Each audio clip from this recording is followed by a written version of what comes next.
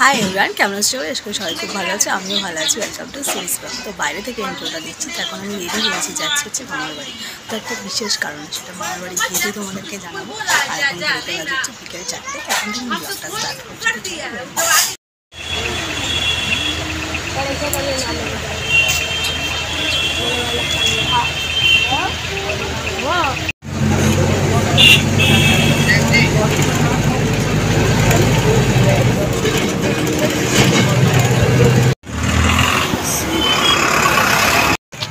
এই জাস্ট জলপট নামলাম, আর মেঘলা মেঘলা ওয়েদার, মনেই হচ্ছে না যে এখন ঘড়িতে 5:30 মতন বাজে। মনে হচ্ছে না কত সন্ধে হয়ে গেছে, তাই না? চলো, বিসর্জন হয়ে গেছে কালকে, এখনো গান চলছে। তো এখানে গানের আওয়াজ শুনতে পাচ্ছ, পাশে হচ্ছে অশোক দাদু সিমেন্ট বালির গোলা। তো সেখানে বিশ্বকর্মা পুজো হয়েছিল, ঠাকুর বিসর্জন হয়ে গেছে, বাট তাও বুঝতেই পারছো ওই জন্য এখনো গান ফান চলছে। চলো এখন থেকে ঘরে সবাই কি করে। ঠিক আছে, আমার বোনও এখানে পার্লার দিয়ে চুল কেটে এসছে। কি কাটিং করেছে একটু দেখাও। সামনে কেটেছে হচ্ছে লক্স, আর পিছনে করেছে হচ্ছে ইউ। সব চুল ফুল কাটা কমপ্লিট সবার। ভাই জিন্সের প্যান্ট পরে, হ্যাঁ এরকম কি কাটে। ও তো নামেই মেয়ে, ছেলেদের মতন সবকিছু সবসময় জিন্স জিন্স জিন্স টম বয় হয়ে ঘুরে বেড়ায়। তাই লক্স কেটে এসছে বলে মাম্মা আমি বকছি, যেটা তোর কাটার কি দরকার। হ্যাঁ হ্যাঁ হ্যাঁ। সন্ধে হয়ে গেছে, এখন আমি একটু ছাদে উঠেছি। তো তোমাদের রিজনটা বলি, যে আমি হঠাৎ করে কেন মামা বাড়ি আসলাম। তো তোমাদেরকে কালকের ব্লগে যে শাড়িটা দেখিয়েছিলাম গোল্ডেন কালার, যেটা আমি অনলাইনে নিয়েছি। তো হয়েছে কি, আমাদের ওখানে সমস্ত দোকানে এখন আর ব্লাউজ বানাতে নিচ্ছে না।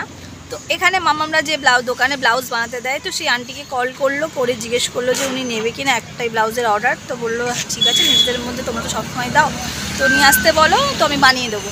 তো সেই কারণে আমার এখানে আসা। তো একটু এখন বসেছি ছাদে, বসে চাটা খাবো। উনি এখন শর্ট সার্ভিস করে দোকান খুলবে, দেন হচ্ছে ওই দোকানে যাবো আর ব্লাউজটা বানাতে দেবো। তো এইটাই হচ্ছে স্পেসিফিক কারণ।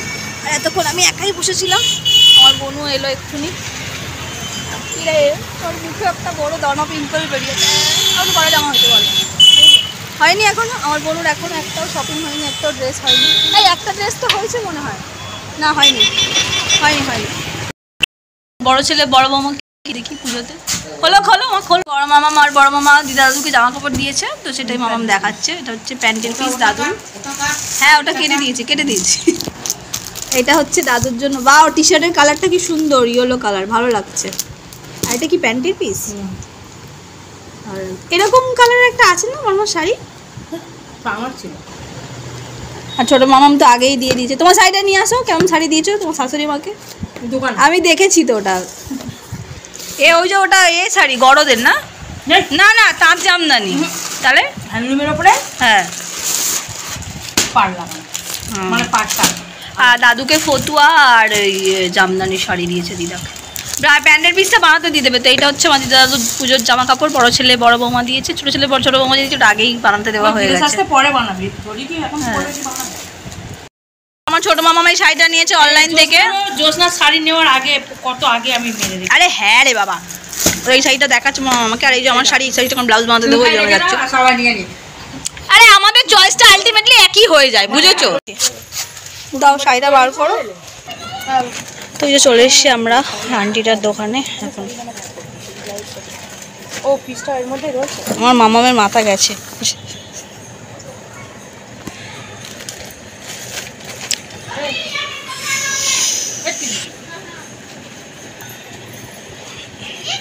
তো ব্লাউজের মাপটা আন্টিকে দিয়ে দিলাম। আন্টি বললো আমাকে শুক্রবারে মেবি ব্লাউজটা দিয়ে দেবে। এখন দেখা যায় আমাদের গলা শুকিয়ে গেছে, বোনু আমাদের জন্য মাজা নিয়ে এসছে। কান্নাকাটি অবশিষ্ট সমস্ত কিছু করে যাক, আন্টির কাছে স্যাটিসফ্যাকশন। দেখা যাক, ব্লাউজ তো খুব ভালোই বানায়। এবার আমি বানিয়ে দেখি কেমন বানাচ্ছে।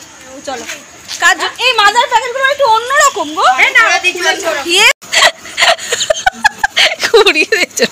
তো এই যেমন ছোট মামামের শাড়িটা দেখা হচ্ছে ব্লাউজ পিস আছে কিনা। আমার মনে হচ্ছে আছে, কোমরের দিকে হবে। হ্যাঁ 15 হাতে 13 হাতের শাড়ি তো হতে পারে, দেখা যাক এখন কি হয়। না 14 হাত শাড়ি তো হবেই। না নেই নেই নেই নেই নেই নেই নেই নেই নেই নেই দিদা ধরলো না লাস্টেরটা, তখনই বুঝে গেছে নেই। নেই নেই,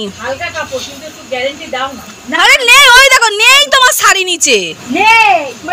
শাড়ি তুমি শাড়ি বুঝতে পারছো না। চপ নিতে, গরম গরম চপ ভাজা হচ্ছে এখানে, চপ নেওয়া হবে। কি হয়ে গেছে? খালি চপ খাবে। তো এই যে আমরা গরম গরম চপ কিনে নিয়ে আসলাম, তোমরা দেখতেই পাচ্ছ। দেখো চপ দুটো দুরকম কালার মামাম, একটা বেশি ভেজে ফেলেছে আর একটা কম ভাজা। নাও নাও মামাম, আমি খাবো, বোনও খাবে, আমি সব মুড়ি দিয়ে মাখতে বলছি, কিন্তু মুড়ি খেতে ভালো লাগে না, শুধু শুধুই খাওয়াবে। হ্যাঁ শুধু খেতেই ভালো লাগে। এখন ঘড়িতে বেজে গেছে যে 9:45, এই সরি 8:45। এবার বাড়িতে যাব। আর এই যে পিছনে আমার দুই মহারথী, দুই ভাই ফোন ঘাটছে, এখন অনেক কিছু অর্ডার করা চলছে। আর মামামের দিকে রান্না বসিয়েছে মনে হয়। কি রান্না হবে রাত্রিরে? এখন ভাত। মামা এখন মাছের ঝোল আর ভাত করছে। এখানে মাছ সব ম্যারিনেট করে রাখা রয়েছে। এটা কাউন্টিং হবে না। আমার দিদা বলছে 8টা বাজতে এখনো 4 মিনিট বাকি। কার গো? 7টা অবধি রাস্তার যে অবস্থা থাকে, এখন ঘড়িতে বাজছে হচ্ছে 8টা। রাস্তাঘাট পুরো ফাঁকা হয়ে গেছে। বাস আসুক, বাস আসার এখন অপেক্ষা করছি। জাস্ট বাড়ি ফিরলাম, ফ্রেশ হলাম। এখন রুটি করব, তার আগে অফিসের কিছু ডিউটির কাজ রয়েছে, সেগুলো কমপ্লিট করবো। সেগুলো ফোনেই হবে, সেগুলো করার পরে তারপর রুটি করবো। তো চলো সেই কাজগুলো আগে ফটাফট করে কমপ্লিট করে নিই। আর পরিমাণ গরম লাগছে এখন। Morning everyone. তো ভালো আছি বলবো না, মোটামুটি আছি। কালকে রাত্রির থেকে তো 10টার থেকে বৃষ্টিটা যে লেগেছে, পুরো ভোর 4টে 4:30 অবধি বৃষ্টি হয়েছে, ইভেন এখনও বৃষ্টি হয়ে চলেছে। তো আমাদের এখানকার সিচুয়েশানটা কেমন হয়েছে তোমাদের একটু শেয়ার করি। মানে এতটাই বৃষ্টি হয়ে।